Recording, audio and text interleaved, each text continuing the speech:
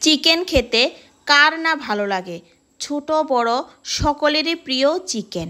তাই আজকে আমি তোমাদের জন্য নিয়ে এলাম চিকেন রেসিপি বাঁশকুড়ুল দিয়ে। তোমরা সবাই দেখতে থাকো, সঙ্গে থাকো আমি কিভাবে এই চিকেন রেসিপিটা তৈরি করি। এই রেসিপিটা তৈরি করার জন্য প্রথমে আমি বাজার থেকে কিছু চিকেন ও বাঁশকুড়ুল নিয়ে এলাম।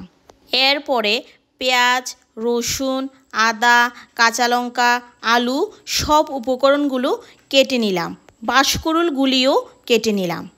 এবার চিকেনগুলি ভালো করে ধুয়ে পরিষ্কার করে একটি পাত্রে নিয়ে এর মধ্যে পেঁয়াজ, আলু, আদা লঙ্কা বাটা, রসুন বাটা সব উপকরণগুলি দিয়ে এর মধ্যে তেজপাতা, লবণ, হলুদ গুঁড়ো, মরিচ গুঁড়ো, জিরার গুঁড়ো, ধন্যার গুঁড়ো দিয়ে সামান্য তেল দিয়ে ভালো করে হাত দিয়ে মেখে 30 মিনিট ঢাকা দিয়ে রেখে দেব।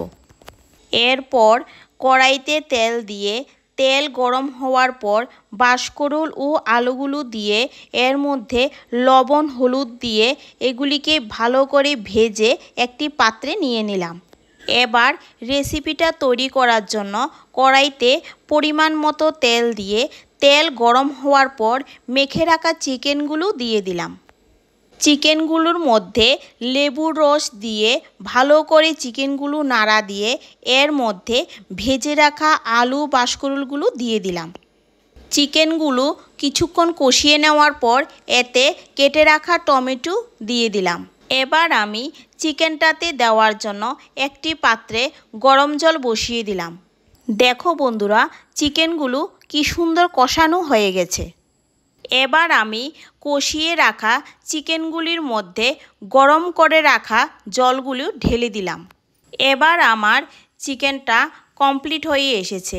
নামানোর আগে কিছু বাটা গরম মশলা দিয়ে দিলাম। বন্ধুরা, আমার এই রেসিপিটা তোমাদের কাছে কেমন লেগেছে কমেন্ট করে জানাবে।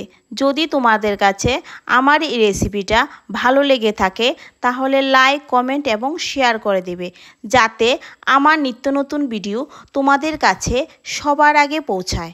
এবার আমার রেসিপিটা কমপ্লিট হয়ে গেছে।